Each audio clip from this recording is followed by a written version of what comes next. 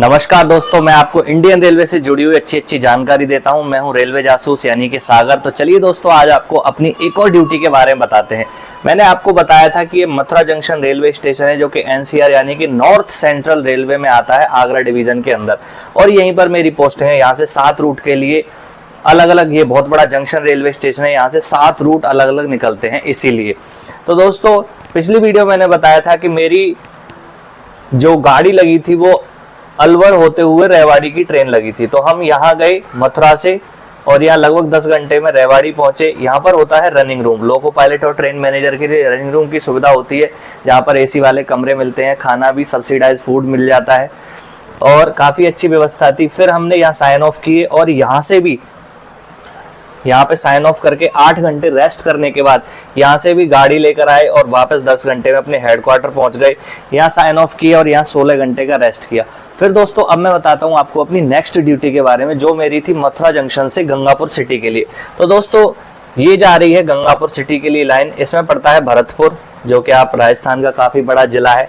भरतपुर के बाद काफी स्टेशन है, जैसे बयाना, हिंडौन सिटी, श्री महावीर जी, और उसके बाद आता है गंगापुर सिटी जीजीसी, और ये है गंगापुर सिटी। यहाँ तक हमारी वर्किंग रहती है, मथुरा से गंगापुर सिटी। यहाँ से आगे पड़ता है कोटा, सवाई माधोपुर बीच में पड़ता है, फिर पड़ता है कोटा। तो दोस्तों, ये कोटा, रतलाम, आगे ये फिर गुजरात में, और वहाँ के लिए लाइन जा रही है। मुंबई महाराष्ट्र के लिए भी आगे लाइन जा रही है। तो दोस्तों, हमने यहाँ से मथुरा जंक्शन से चार्ज लिया, एक ट्रेन थी, और ये ट्रेन दोस्तों सीधी इस वाली लाइन पर होके नहीं गई। भरतपुर बयाना जाना तो था उसको गंगापुर सिटी, लेकिन ये हमारी ट्रेन गई मथुरा से अछनेरा और अछनेरा से भरतपुर, फिर इस वाली लाइन में मिली। जो मथुरा से अछनेरा वाली लाइन जा रही है और अछनेरा से ये लाइन जाती है ईदगाह, आगरा फोर्ट और टूंडला।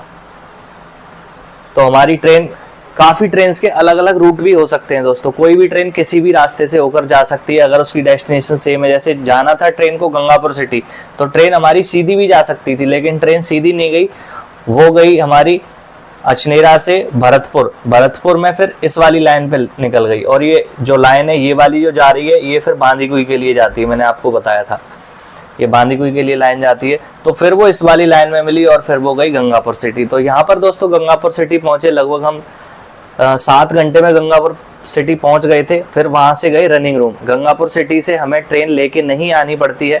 रनिंग रूम गए, रनिंग रूम में रेस्ट किया, क्योंकि उस टाइम पे आने के लिए कोई ट्रेन नहीं थी बैक में।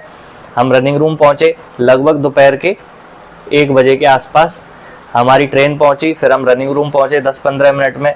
रनिंग रूम दोस्तों ट्रेन मैनेजर, लोको पायलट और एएलपी के लिए एक सुविधा होती है। एक काफी बड़ा घर जैसा होता है, जहाँ पर खाने पीने की व्यवस्था होती है, एसी के कमरे होते हैं, सर्दियों में हीटर, रूम हीटर भी लगा रहता है, अच्छे ब्लैंकेट मिलते हैं। वहाँ पर हम लोगों की सोने की, खाने की सारी व्यवस्था अच्छी रहती है। फिर हम गए रनिंग रूम। रनिंग रूम में पहुँच के हमने खाना वगैरह खाया, फ्रेश हुए, नहाए धोए, अच्छे तरीके से सोए। उसके बाद दोस्तों शाम को ट्रेन थी लगभग 18:30 पे। तो हम गंगापुर लॉबी में गए, वहाँ हमने साइन ऑन किए लगभग 18:10 पे, और यहाँ से जो मेल एक्सप्रेस ट्रेन थी उसमें बैठ के सीधा हम इस रूट पे होते हुए अपने मथुरा जंक्शन रेलवे स्टेशन आ गए। यहाँ हमने साइन ऑफ किया और साइन ऑफ लगभग 20:38 के आसपास साइन ऑफ किया था। फिर दोस्तों यहाँ पर जब हम लौट के आ जाते हैं, किसी भी मेल एक्सप्रेस ट्रेन में आप बैठ के आ सकते हैं, यदि यहाँ से वर्किंग नहीं है आपकी। यदि वर्किंग होती है तो यहाँ से भी मालगाड़ी को लेके आना पड़ता है। यहाँ से वर्किंग नहीं है, यहाँ से ये गंगापुर सिटी वाला स्टाफ ही मालगाड़ी को लेकर आता है। उनकी सिंगल साइड है और हमारी भी सिंगल साइड वर्किंग है।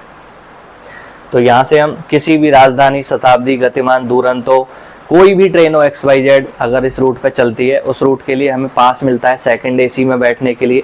फिर हम यहाँ से बैठे और अपने हेडक्वार्टर पर वापस आ गए। यहाँ दोस्तों अपने हेडक्वार्टर पर जो भी इंडियन रेलवे में ट्रेन मैनेजर और लोको पायलट एएलपी काम कर रहे हैं, अपना जो हेडक्वार्टर होता है वहाँ पर मिनिमम 60 आवर्स का रेस्ट मिलता है।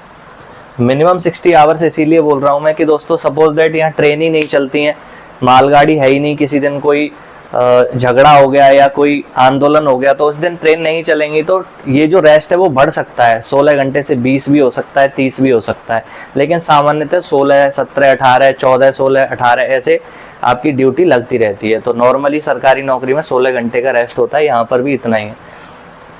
तो यहाँ पर रेस्ट लिया हमने और उसके बाद नेक्स्ट ड्यूटी फिर हम गए, उसके बारे में आगे आपको जानकारी देंगे।